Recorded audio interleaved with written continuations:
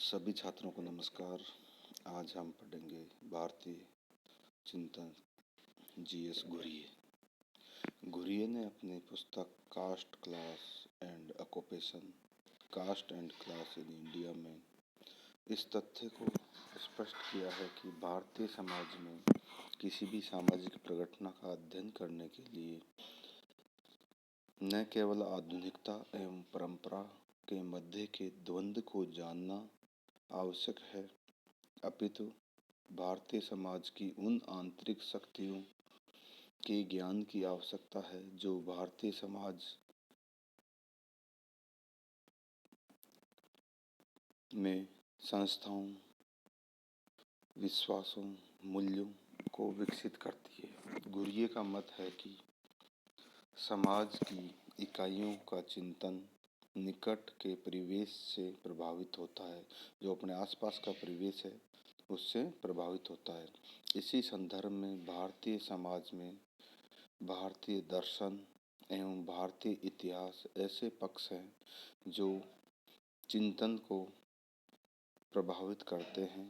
घुरिये इस पक्ष में वैज्ञानिक पद्धति को शामिल कर उपागम विकसित करते हैं, जिसे भारतीय पद्धति शास्त्रीय उपागम कहते हैं।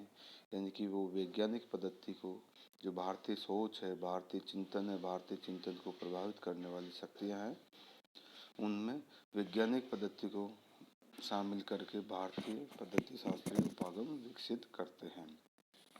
घुरिये का मत है कि जाति जो कि भारतीय समाज में खंडात्मकता को उत्पन्न करती है, यानी कि विविधता को उत्पन्न करती है, विभिन्न व्यवसायों का प्रतिनिधित्व करती है, यानी जाति के आधार पर भी व्यवसाय बटे हुए हैं, परंतु वर्तमान संदर्भों में यह वर्गीय ढांचे को भी निर्धारित करती है।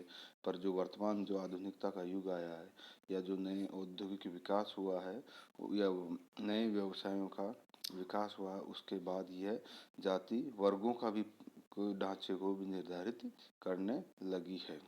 इस प्रकार घुरिये ने अपनी पुस्तक कास्ट, क्लास एंड ऑक्यूपेशन में जाति, वर्ग एवं व्यवसाय के मध्य के संबंधों को स्पष्ट किया है। घुरिये का मानना है कि भारतीय समाज का अध्ययन करने के लिए विभिन्न संस्थाओं, भाषाई क्षेत्रों, जाति के संस्थागत पक्षों का ज्ञान, परिवार संगठन के संबंधों का ज्ञान आवश्यक है।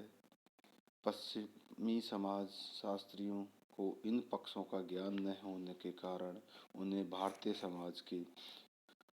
समाज विभिन्न लगा और इसे जातीय समाज की संज्ञा दी। यानी कि भारतीय समाज के संस्थागत ज्ञान, पक्षों का ज्ञान और परिवार का ज्ञान है जो केवल भारतीय समाजशास्त्र जो इस परिवेश में बढ़े हैं, पढ़े हैं, या इसमें जो इसके बारे में पूर्ण जानकारी रखते हैं, उन्हीं को पता लग सकता है। जो पश्चिमी समाजशास्त्री थे या जो भारत से बाहर के समाजशास्त्री थे, उनको ये सब विभिन्न लगा और इसे जातीय समाज की उन्होंने संज्ञा दी। घुरिये का मानना है कि भारतीय समाज में मित्रता, बंधुत्व, नातेदारी, परिवार, विवाह, साधुओं की जीवन शैली, वेश्यावृत्ति ऐसे पक्ष हैं जो विभिन्न प्रतिमानों, दर्शनों से संबद्ध दृष्टिकोणों से उभरते हैं, जिनसे समूची भारतीय सामाजिक व्यवस्था का विवेचन संभव है। घुरिये का मानना है कि सामाजिक संस्थाओं की विवेचना के समय उनके आंतरिक पक्षों की अवहेलना नहीं करनी चाहिए। यानी कि जो भी सामाजिक संस्थाएं हैं, उनके जो आंतरिक पक्ष है, उनको भी विश्लेषित किया जाना चाहिए वैज्ञानिक पद्धति के अनुसार।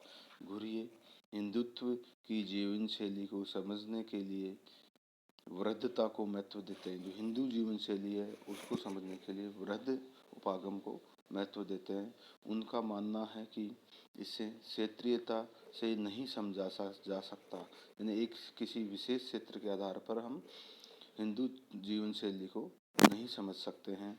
घुरिये का समाजशास्त्री उपागम उस प्रभुत्वशाली दृष्टिकोण को चुनौती देता है जो पश्चिमी बौद्धिकतावाद को सर्वश्रेष्ठ घोषित करने का प्रयास करता है, यानी कि जो भारतीय दृष्टिकोण है उसको भी वो स्थापित करने का प्रयास करते हैं और पश्चिमी से बौद्धिकतावाद को सर्वश्रेष्ठ घोषित करने के प्रयासों को भी वो चुनौती देते हैं और भारतीय समाजशास्त्र को एक नवीन रूप में स्थापित करते हैं और भारतीय संस्कृति और परंपराओं का यहाँ के अध्ययन करते हैं, जाति व्यवसाय और इसका वृहद अध्ययन कर विश्व के सामने या समाज के सामने रखते हैं और इसे वैज्ञानिक एक इसको समृद्ध बनाते हैं। Thank you.